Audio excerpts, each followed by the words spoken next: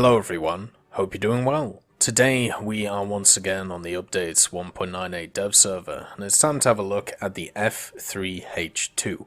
This is the demon, and it's coming to the American tech tree, rank 6, bata rating 9.0, and you're going to find it in this branch of the tech tree after the Cougar. So if you're interested in this vehicle, make sure that you have at least up to the Cougar ground out so you're able to get it on launch day, or at least research it on launch day. This is a interesting vehicle, has many different parts to it, but the first part it doesn't have is any armor protection. The next thing is, if you have a look at it, it looks a little bit convoluted, but that's mainly because it doesn't have the massive fuel tanks that some of the later machines in the game have. Instead, it has quite small ones near the inner wings. And the engine itself is a singular Allison J71A2 with the afterburner thrust of 6,330 kgf. It's also got a little oil cooling system on top, which is kind of interesting for the machine. Normally you don't really find that on some of the planes that are around. And its main armament being 4 20mm Browning Colt Mark 12s, Mod 3s right here. It's another one of these wonderful American planes with an absolutely metric ton of ammo. 760 compared to a lot of other aircraft out there at the jet level is incredibly good, and nice to see to make it easier just in case you miss a few shots. The next thing is the modifications. It seems like more and more nowadays these secondary weapons are becoming much more, well, integral to the vehicle and how it works than the overall general performance in other areas. So with the F3H-2, we have some really interesting bomb loads, we also have some really interesting rockets, and also some sidewinders. So we start off with 6.250s, nothing to really write home about, 6.500s, 6.250s once again. The difference between them, these are just TNT, so they have an explosive mass of 57.6. Then these, which are Comp H6, they have a TNT equivalent of 61.29. So they're slightly more aggressive, let's say, if you want to see the difference between them. This is the general ones, so the LDGP ones, and then these are the standard 250 pounders that you see. You can definitely see the difference between them. And then you have 4 500 pounders, 2 1000 pounders, 6 250s, 2 1000s, 2 2000s, and a 3000 pounder. So this is a demolition bomb. This is designed to put a large hole in whatever it hits and make it so it shakes. And the demolition bomb, the N118, is a 3000 pounder with a ton of explosive in it. You can see that explosive mass, 856.4 kilos. That is something to definitely write home about. Then you got a bunch of Mighty Mouse, FFARs,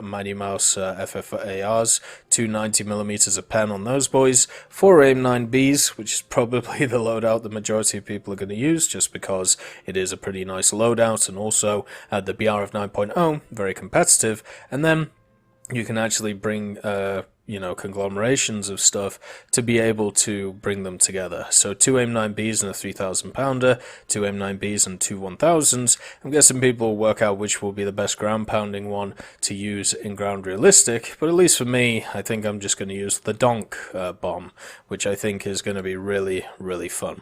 I'll just show you in test flight what it's like, because I think everybody should see the Donk bomb at least once, and there are other, obviously nations in the game which have similar bombs, and I don't know if the aimer is supposed to be like this, but it is only really like half there, but maybe it is. The machine also has radar, like I talked about before, and it's in a really nice position on the cockpit, so you can definitely see it in a really lovely place.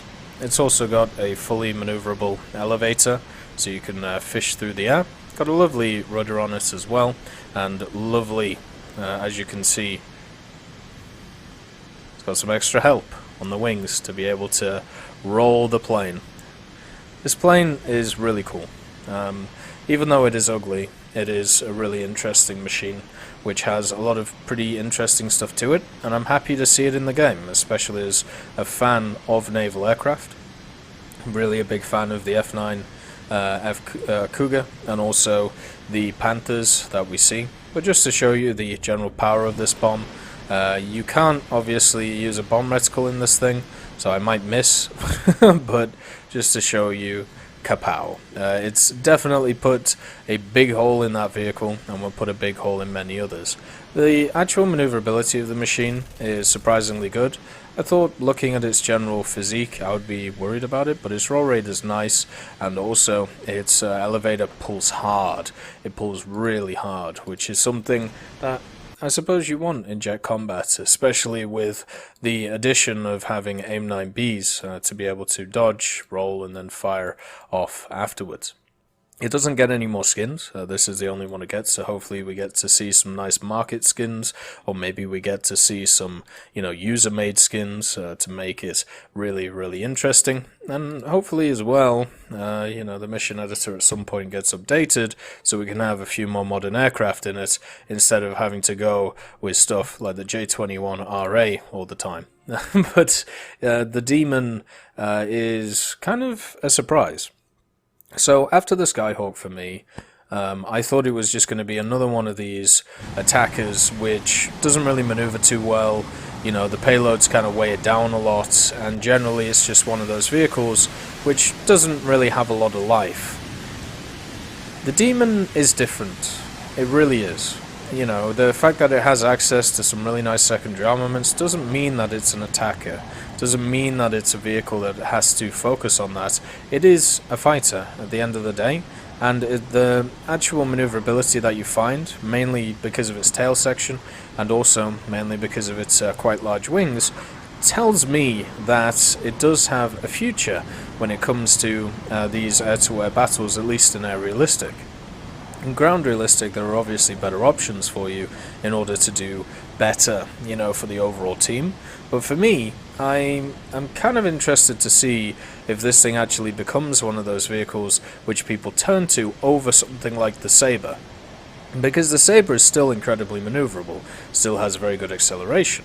Some of them also still have access to AIM-9Bs, but this thing seems to be a little bit more of a conserved plane, which does have access to being able to pull hard, it does have access to some wonderful guns on it, but the question will always be, is it as good as a Sabre? And I'm sure as we go forward, we'll be able to answer that question. For now, I don't personally think so. I don't think it's something which, is going to take over the game in a big way, but I think it'll be fun. And one of the problems that the naval line has had for a long time, if you have a look at the Panther, the Cougar especially, they haven't really been too fun, because they're kind of outmatched by a lot of other machines at that general BR. You've also got a really nice animation at the back. This is something which we've seen with a lot of aircraft this update, the F-104 and also the Mirage. It looks really lovely to see. But the fact is, the Cougar and the Panther are not great shining examples of really good naval aircraft in the game, at least against their army counterparts. The Banshee is still a very good vehicle, but unfortunately not, one vehicle doesn't make everything crazy. And to see this at the end of the tech tree definitely makes me happy, because maybe there's like a light at the end of the tunnel scenario. Maybe as you, grind through the Panther, maybe as you grind through the Cougar, and you play those vehicles and you realize they're not very good. But then once you get to this one, and you realize it has stuff like leading edge slats, it has stuff such as a fully mobile tail, it has stuff such as AIM-9Bs on top of that, and also a great, roll rate from its large wings. It also has good speed behind it, it also has an afterburner, it has all of these different things which you can call upon to be a little bit more useful.